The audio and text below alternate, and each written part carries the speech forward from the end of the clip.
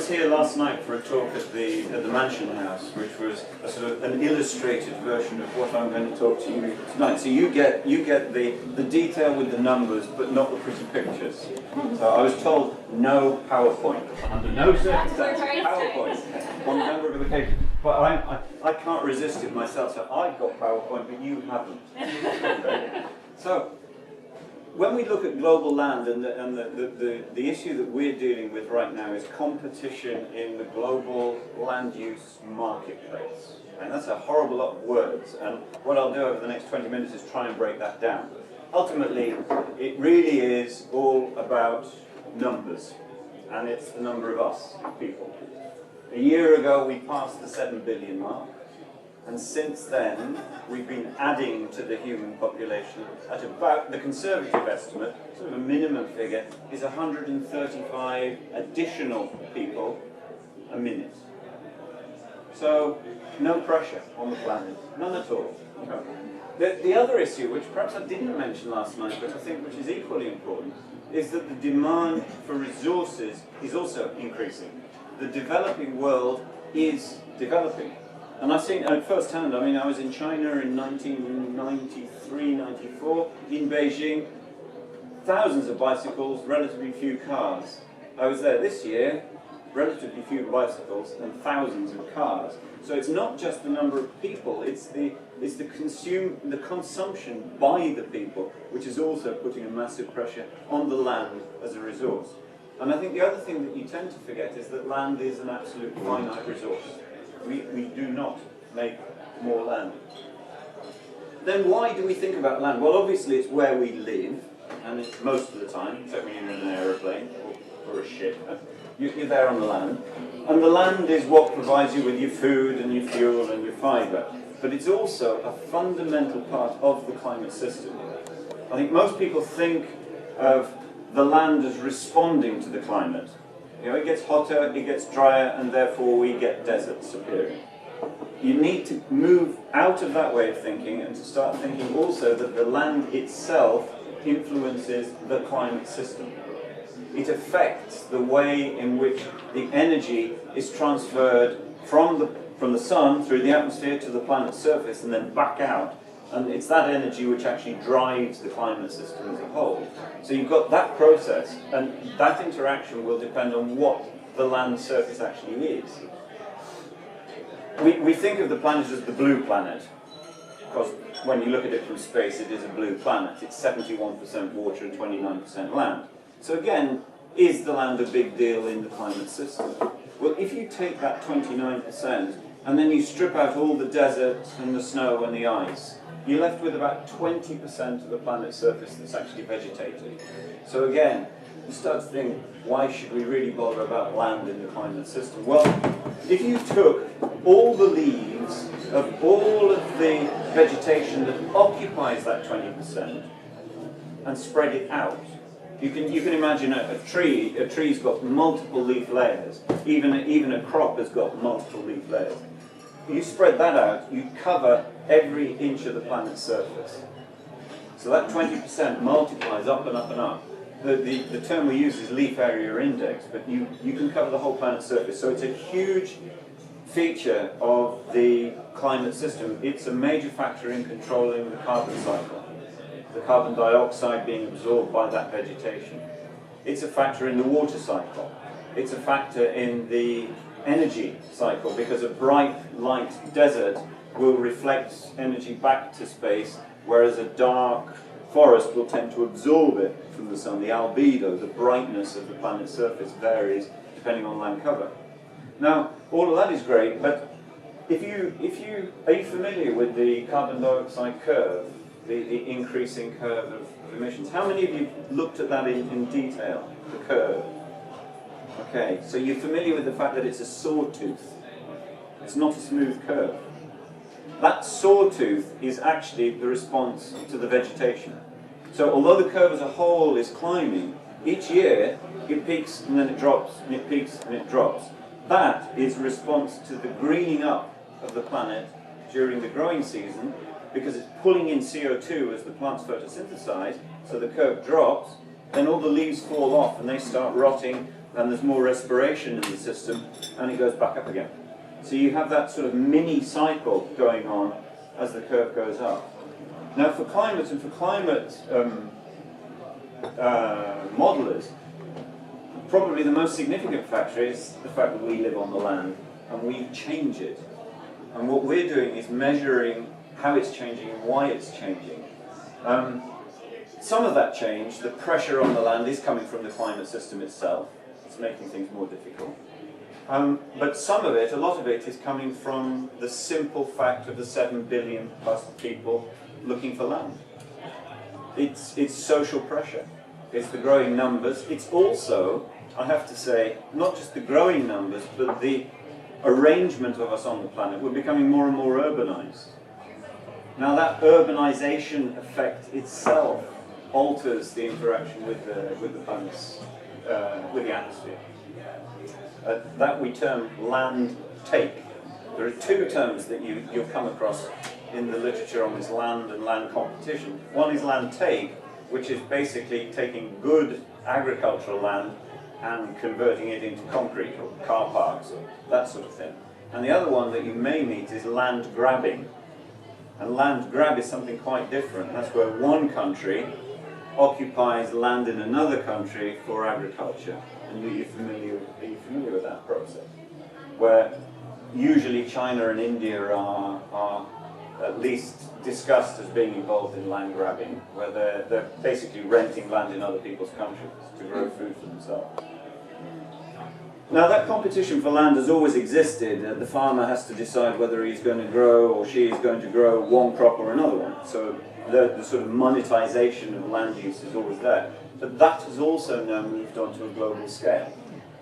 And when you look at the Climate Change Convention, what it used to do is be interested in land and land mapping simply for the albedo and the carbon cycle and the water cycle, so that what we would call the biophysical land surface processes.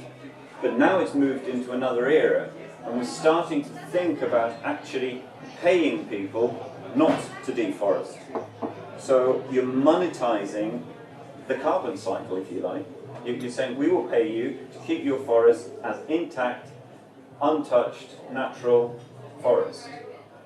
If you're going to do that, you have to monitor it somehow, and you need to measure it.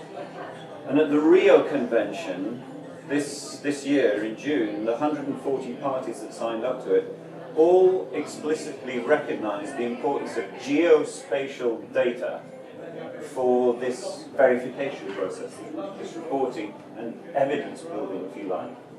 Now, does geospatial data mean anything to you as a term? How many of you use Google Earth? How many of you use Google Maps? Yeah. You're very familiar with geospatial data. What you are doing, though, is you're falling into a slight trap that you just assume that the data set you need will be there and you can always have access to it, and that's not always the case. And I'll come back to that theme in a minute or two. Basically, Google Earth feeds off satellite programs and Earth observation programs that have been running for many years. Photography you are familiar with. You're familiar with that, the process of taking a photograph and capturing that data. Now, right from the very beginning, when the first cameras were put out, people decided to get above the action, and they put them in Montgolfier balloons and took them up so that you could get the photographs from above. The very first aerial photography was from a hot air balloon. But that's quite static. So then you had this wonderfully inventive group who got little clockwork cameras and attached them to homing pigeons. And they were a homing pigeon with a camera strapped to its chest, and you'd let it go, and as it flew home, it would take photographs from the camera, so you get a sequence of photographs. And that went by the delightful name of the Bavarian Pigeon Corps. It was properly organized as a military unit. There was a corps of these people flying the pigeons. But of course aeroplanes came in very, very swiftly, and so the Bavarian Pigeon Corps very soon was replaced by the aircraft. And then in 1957, we got the first satellite that went up, Sputnik. Now, Sputnik did not take photographs, but it caused an absolute furore of security concerns because people realized straight away you could put a camera on a satellite And whereas you need permission to fly over somebody's territory, you do not need permission to fly over somebody's space. So there's airspace, which countries control, but space, everybody controls it. It's called open skies policy, basically. If you can put a satellite up there, good on you. You can take pictures of anywhere in the Earth. And those satellites are spinning all the time. So they provide us with a huge advantage. For an aircraft, you've got to decide to launch it. And you launch it, you've got to have permission to fly over somebody's land. The satellite, you don't. So you're starting to get an independence of data source, which is very important when you're talking about global environmental concerns. How many satellites are there up there? Has anybody got any idea how many satellites are actually flying in space today? 20? 300. 300? 600. 600? 600? 2,000? NASA tracks 2,500 satellites at the moment. Now, they're not all operational. Some of them are old, some of them have been up there and no longer do anything, but they're still up there and they're still being tracked. Not 2,500 satellites don't image the planet's surface. We do have somewhere around 60 or so that are imaging the planet's surface now. In the 1970s, when all this kicked off, we had 1. And now we've got 60 or so. So information and information gathering has never been, I think, more real. I mean, we can do it now. We've got the... And the other thing is we've got continuity. Because those satellites have always been up there. One dies, but another one's usually been put into orbit before the first one's dead. So you do have a continuity of measurement. But there are so many that they are now beginning to crash into each other. Somebody said that over there. The first one happened in 2009. We had the first accident in space, where one crashed into another one. And so there is now a move to have something called space situational awareness, which is basically air traffic control for satellites.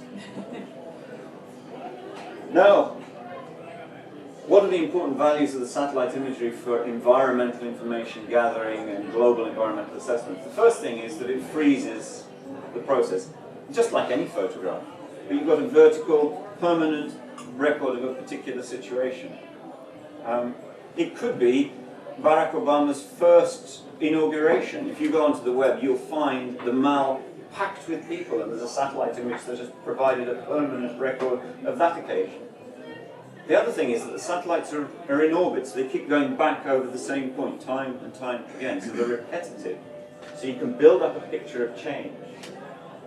And then the other thing is, because they're like Google Maps and Google Earth that you are familiar with, you can actually measure distances, and you can measure areas. You can even measure volume, because you can get three-dimensional data from satellite as well. So you can start to build up quantitative measurements of particular environmental situations. And of course, because you don't necessarily need permission, you don't need permission to fly over somebody's territory in the satellite, it's global. You can get data from everywhere. And it's neutral, because the satellite is taking exactly the same measurement over Dublin and Durban and Dundee, or any city you like with a D, or not a D. It's measuring everywhere the same, and that's very important, because you're able to compare one measurement in one part of the planet with another one elsewhere. So what are we doing with it? Well, one of the things that the group at Ispra has been mainly concerned with has been deforestation, and tropical deforestation in particular. Because of this notion that the map you need is always there and it's always available, when you look at forests, and globally, the state of our knowledge is actually pretty woeful. You think that we know where every tree is or where every forest is, but we don't. Even with all the satellites and all the satellite data, there are errors in there. And so what we've done is to take a systematic sample throughout the world, every 1 degree by 1 degree latitude, longitude intersection, and we've gone and gathered a satellite image from that point. But not just one, we've got one from the 1990s, one from 2000, one from 2010. And in each case we've then measured the amount of forest that there was in 1990, the amount of forest that there was in 2000, whether the forest was still there, whether it had gone from forest to agriculture, whether it had gone from agriculture to forest. So we're able to map changes in land cover over time consistently for the whole planet. And what are we finding? Well, we're finding that, I mean, overall, about 31% of the planet's surface is covered by forests at the moment. It's about 4 billion hectares. But we are losing it, and we're losing it at a rate of about 13 million hectares a year. Now, at the same time, we did find lots of places where there have been the other processes. So that's deforestation, losing the forest. But there's also reforestation, which is planting forest in locations where there used to be forest. That's been going on. And then there's another process, which is afforestation, which is planting forest in completely new areas. And if you add the afforestation and the reforestation to the deforestation, you get the net loss. So you take all the new forests and subtract it from the old, and you're still left with a net loss of forest of about 5.8 million hectares a year. Now, let's take that down to a more meaningful figure of a football pitch or a rugby pitch, and you're losing a rugby pitch worth of forest every 3 seconds of every day. So every waking minute as you sip your water, as I'm going to, bang, that's a football pitch worth of forest gone. Gone. And that's happening all the time. Now, we've got consistent measurements from Latin America, from Africa, from Southeast Asia, so we can compare them. They're all losing forest, but they're losing it at different rates. Africa's forests are, I'm not going to say in better health, but they're disappearing more slowly than Southeast Asia and Latin America. Latin America, Southeast Asia, the rate is something around 1.5–2% a year. Africa, it's about half of that. It's less than 1% a year. So it varies from part of the world to part of the world. The drivers of deforestation, the causes of the deforestation vary from different parts of the world. In Amazonia, for example, one issue is urbanization. You tend to think of the forest as a place where you might have a little village here and there. But there are 40 million people living in cities inside the Amazon. It's urbanized. Obviously not all of it, but there are urban centers in the Amazon. Ranching, clearing land for cattle ranching is a big one there. In Southeast Asia, for example, we see a strong link with the largest paper mill in the world in Riau province. And you get a lot of deforestation linked to that, and you can follow that process. In Africa, it's competition for land again. We're coming to energy and energy demands. Africa needs wood as a fuel source. If you want to cook something, my guess is that you either use a microwave or an electric oven or a gas stove. You don't set fire to a bit of wood. You might on a summer's day have a barbecue. But for 650 million people in Africa, every day is a barbecue day. The only thing you've got to cook on is wood. And it's not necessarily charcoal either, it's literally a piece of wood that you're setting fire to. And we were looking at, there was a study reported in the National Geographic magazine a few years ago about the Virunga National Park. And that park, on a good year, might hit about $1 million in income from tourism. But it'll hit $30 million a year from illegal charcoal production. So it's an issue. It is a big issue. So we have that differences and we have those different drivers. Africa, deforestation may not be the major factor that we're picking up on, but desavanization is a big issue. The loss of the savanna. You have the fastest growing population in the world in Africa.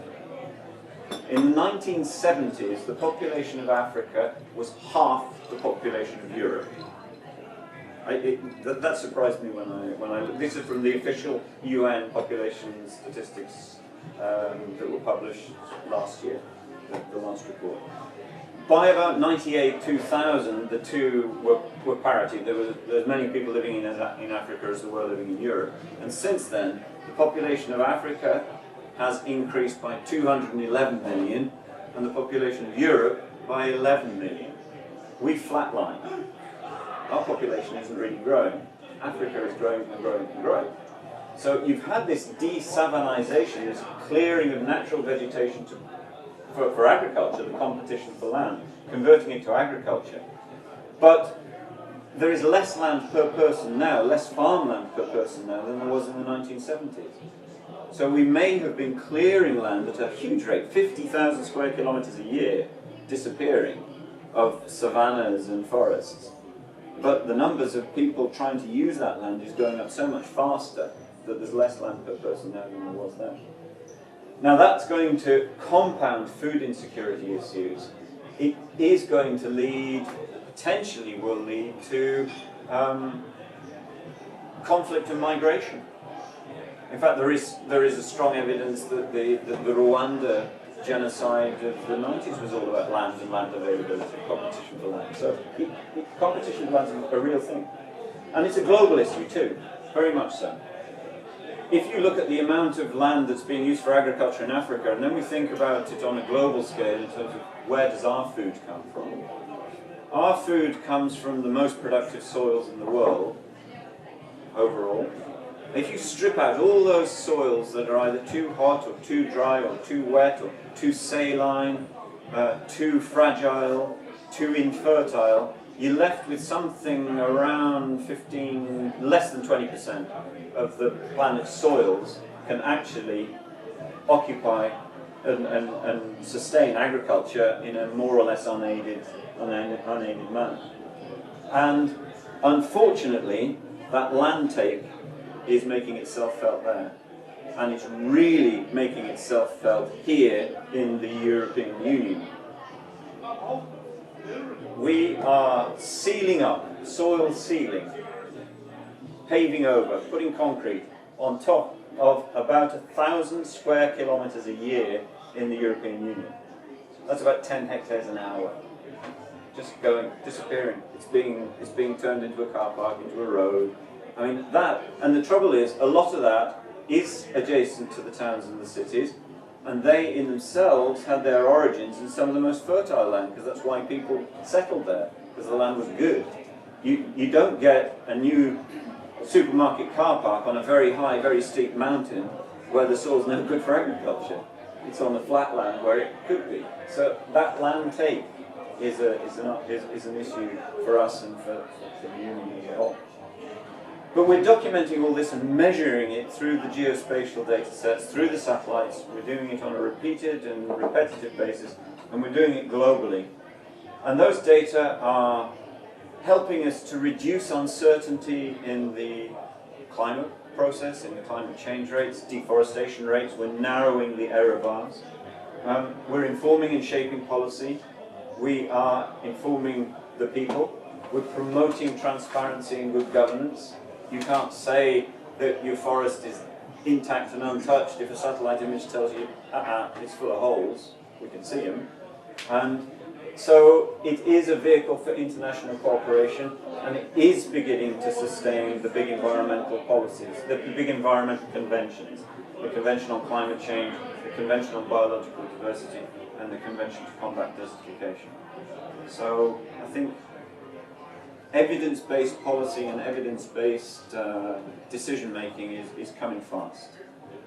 And that's a rapid fly past competition for land. Thank you.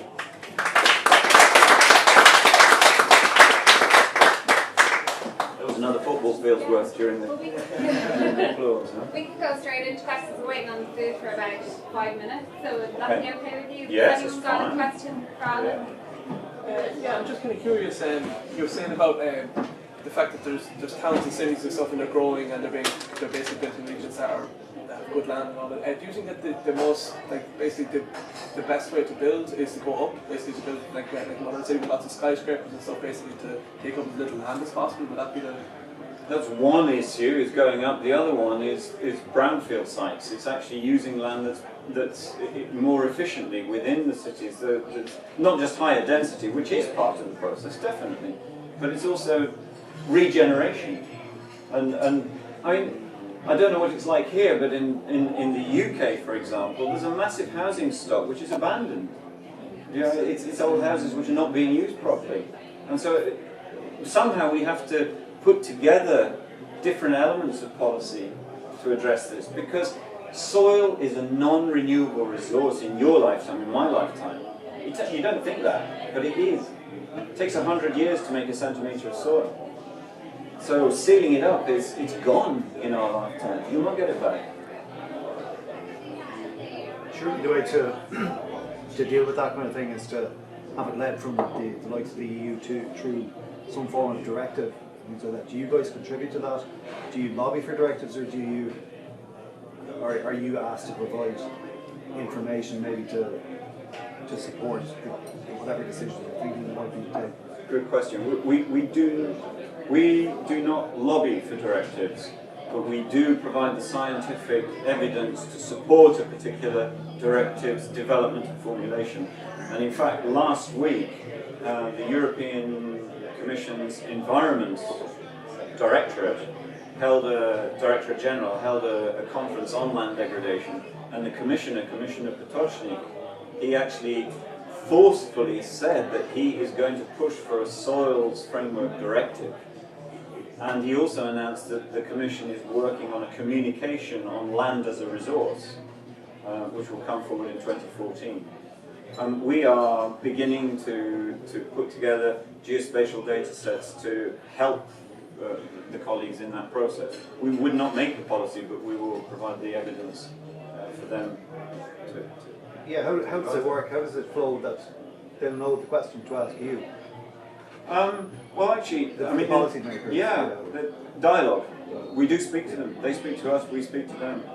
A classic. We have at the moment. We have a new report on land degradation, because one of the decisions in Rio was to go for a land degradation neutral world. Now, what that presupposes is that there will be some degradation allowed, and you'll balance it by recovering land somewhere else. So neutrality does not mean there will be no more land degradation. It's trying to get that balance. But how do you measure it? And at the moment we do not have a reliable metric for land degradation. But what we've done is we've begun to look at land productivity dynamics. So we're looking at the change in the vegetation growth on the land as a surrogate. So we've got 29 years of satellite observations over the European Union, so we're able to tell whether any particular chunk of land is getting better or getting worse in terms, or not changing at all, in terms of its land productivity. But that it's not land degradation per se, but it's a useful surrogate. Well, there's a lot of evidence to suggest it's going to be a useful surrogate. We're still in the early days of developing it, but it looks very promising. But that report has gone to environment colleagues who then produce a critique on it, send it back to us, and we react to their comments. So it is a two-way process.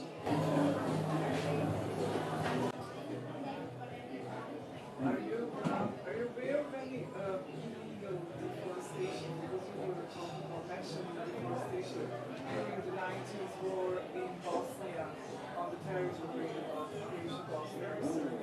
Interesting. Because I've seen some roads, because they are very old forests, and I've seen some roads where if you just go a little bit over the road, you can see vast devastated areas where if you stay on the road, you will find forest. But there isn't. But there isn't. Yes. The group at Ispra has not. There is a team that's looking at European forestry. They don't work with me. In fact, even the tropical people now, we've created a whole group who just look at forests now. So there is a team that are beginning to study that sort of aspect in depth. But as far as illegal logging is concerned, yes. One thing that I didn't mention is sharing this data. It's not appropriate, for example, for me in Ispra to know all about the deforestation in Central Africa, and the people who live there, whose forest it actually is, don't have that information. So what we've done is we've actually set up an office in Kinshasa, in the Democratic Republic of Congo, with a satellite-based monitoring system, and they have in cooperation with all of the ministries of forestry throughout West and Central Africa, they have a forest monitoring program there, which does allow to look at the management of a forest concession. So the concession may allow, say, 10% of the trees to be extracted. And they can use the satellite imagery to check there was only 10% extracted, and it wasn't 50 or 60%. And that's linked to a certification process which the European Commission has pushed for, called Forest Law Enforcement, Governance and Trade, which means that any wood that's coming into the European Union, the provenance of it is known. And that enables the government to claim tax revenue. So there is evidence for illegal logging, and it is a concern. I'm just wondering about how Ireland, I suppose, is seen in terms of the European Union. Like, I think in Ireland we're quite resistant to coming on board the European directives, and I'm wondering, do have you anything specific to Ireland in terms of land use? Are we up similar to our neighbours, or do we have our own? Are we one of the bad boys? I suppose that's what I'm wondering. Do you want me to check? I've got the figures actually. I've got the report. No, you're not a bad boy. Not as far as land degradation is concerned. You're not. In fact, you're not a bad boy even as far as all the global environmental stuff is concerned as well. I mean, even last night, one of the reason I'm here is because I was invited to give a talk at the Mansion House yesterday. And the level of engagement from your government, your Environmental Protection Agency, is remarkable, and the people as well. So you're not a bad boy, no. And in fact, I can tell you, your most productive soils. I can even remember this. Your most productive soils are not. None of it is degrading. They're being looked after really well. Some of the less productive soils are showing some early signs of stress. But don't forget, this is from an untried metric yet. This is a new measurement that we've got. But what I could say is that the European Union is thinking of declaring itself affected to the United Nations Convention to Combat Desertification. And that would include Ireland. Now, you don't think of Ireland as a country suffering from desertification. Not really. So it's not the first thing that pops into my mind, that's for sure. But you are suffering from land degradation. There is. There's only one country in the European Union where we couldn't find any at the moment with this first measurement. I'm not going to tell you where it is. It was Slovenia, actually. Slovenia was the only country in the European Union where there was no visible sign of land degradation according to this land productivity dynamics measurement that we're working on. Everywhere else was affected to some degree or not. There was no surprises. The south and the west were more affected as you moved through from the Mediterranean up to the north. But everybody is suffering to some extent. So your question about the Soils Framework Directive again comes back to it's a real issue. It's a real issue, but it is one that the colleagues in Brussels are well aware of. And are beginning to think about, for example, last week, Falkenberg, the Director General for Environment, said maybe it's time for the European Union to declare itself under the Convention to Combat Desertification.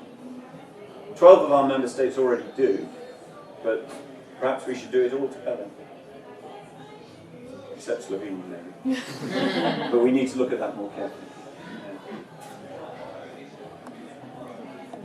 I've attended quite a lot of the climate change series talks, and I find it extremely weak, I have to say. There's always a point where I go, oh God, give up. Just live it out as best you can and enjoy it. And the scientists always seem to have an optimism, which I don't know is connected to needing to funding your work or not. But I'm just wondering, you're right, like, do you find the whole thing? When I look, we can't get a few farmers to stop putting turf. Yeah, or waiting on soils director for at least 10 years to talk about. I think the progress is so slow. It is slow. There's a lot. It is kind of scary when you look at the planet as a whole, systematically like we're doing, and you see the change occurring at the rate that it's occurring around. Well, in my lifetime, the changes have been profound. I mean, I showed yesterday, I showed this amazing sequence of satellite images over Saudi Arabia, whereas in the 1980s it was a desert. And now there are 2,500 centre point irrigation fields. Each one is a 1 kilometre circle. It's a vast change. Whether I'm pessimistic, I don't know. It's not for funding purposes. I do take some comfort from the way that the conventions are developing. The Convention to Combat Desertification, the Secretariat came forward to say we will engage science in this. We want a more robust, comparable set of measurements. The Biodiversity Convention, likewise, the Climate Change Convention is probably the one that's most familiar with that science interface. That's probably been going on longer. And there you have things like the essential climate variables that have been identified. So the science community have said, this is what we need to measure if we're going to understand the change. This is how we measure it. This is who's going to use it. This is how accurately we can do it. And the other conventions are a little bit behind that, but they're catching up. There are essential biodiversity variables being discussed now, but how do we actually capture the change in the biodiversity of the planet? Yeah. One quick question, sort of going back a bit earlier into your talk about metrics. Are there any metrics on the cost of each individual extra person, in the sense that, electrons are different measurement, new person most people still do it now, but the reality is that the extra person there's extra things about that potatoes or whatever. So for every extra person, there's an extra level of land needed over and above what we call a roof.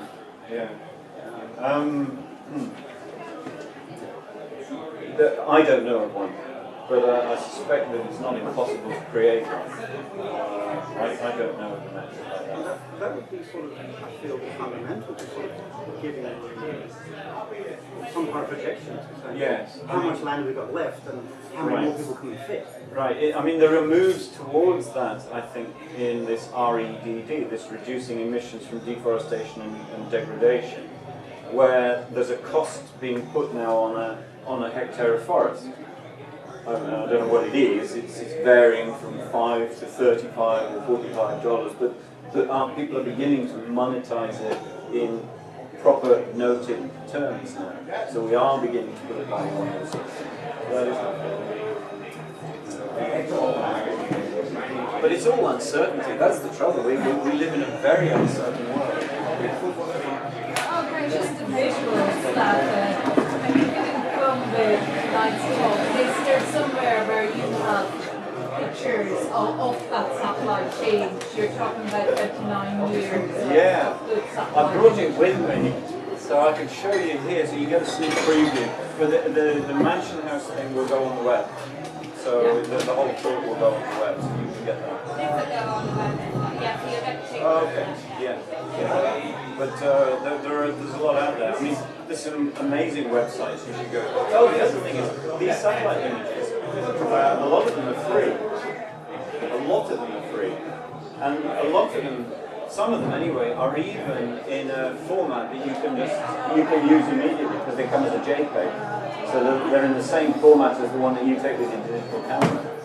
So if you use Photoshop or something like that for your photographs at home, you can go to the USGS website, you can find any image in their archive, you can download it, and you can use it for a report, you can use it to illustrate change. You can't use it for quantitative measurements, but you can use it to make a point, for sure. And to be accurate, the USGS will give you the real data as well, for free, so you can use it quantitatively.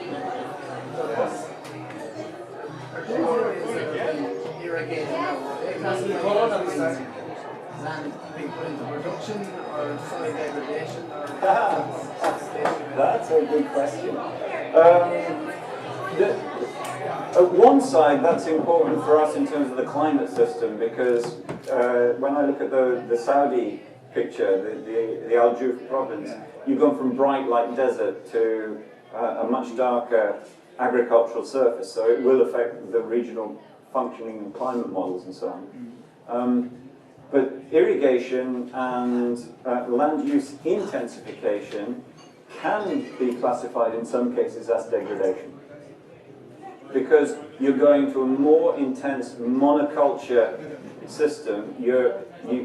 Maybe if you carry on irrigating and you're then applying more and more fertilizer, there are knock-on effects to that.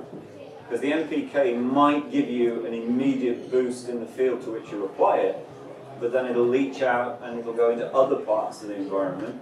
And so it could be considered in some areas as land degradation.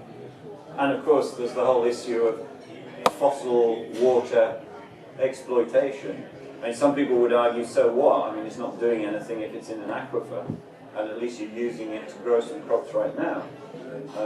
Other people would argue you're using it at a rate which is never being replenished, and so it's kind of like you're treating it like oil, basically. Is water not just a cycle, though? Yeah, that's why some people would argue, so what? You know, you're taking it out, doesn't matter. So is oil. I know. Yeah, this is all a matter of scale. We always come back to scale. Yeah. What's actually the trend in Europe? I mean, it's getting worse every time. In Europe, the population is quite flat. Yeah. Is the trend getting worse and worse? Or is it getting No, well, the population in Europe is quite flat. The issue, one of the big issues is land take. It's the urbanization, and it's the continued land take, not just for the cities, but for the infrastructure, the roads and the railways. So it's our insatiable desire to get from A to B quicker, or whatever. So that is getting worse if you look at it from the point of view that soil in its natural state is better than soil with a concrete road on top of it. If you're a manufacturer of concrete or cars, you might take it the other way. But essentially, you're losing so much when you lose that soil, because you're losing all the biodiversity in it, you're losing its function in terms of the climate system, you're using its ability to provide the next generation with food and fueling. But is you're losing it in a always in a worse way, or maybe in a slightly better way? Let's say. What's the trend? If you look at the land productivity dynamics for the European Union, we are bang on neutrality. 14.9% of the territory is growing slightly more than it was, and 14.9% is growing less than it was. But the difficulty is it's what is growing more. The European Union's forests and natural grasslands seem to be growing better now than they were 30 years ago, whereas the agricultural land is degrading. But it's less productive. I can't say degrading yet because we're not that far with the metric. Somewhat subjective in the sense that you could argue that. No, Well, it's not subjective because I've used that repetitive satellite measurement where I'm getting exactly the same measurement all the time. What I mean is, the EU is in a situation where it can export its burden outside yes, the yes, EU. yes, yes. So while it's not degrading its own land, it's shifting the burden to third world. That's another issue. That is an issue that does need to be considered, most definitely. But in terms of the land productivity dynamics, yes, we're neutral, but in terms of the consequences of that, the areas affected, then it's the forests and semi-natural vegetation doing well, and the agriculture is under more pressure. At least that's what the science has shown. We might take a break if you're Sure. still here. You might come and Yeah. ask you a question. Yeah.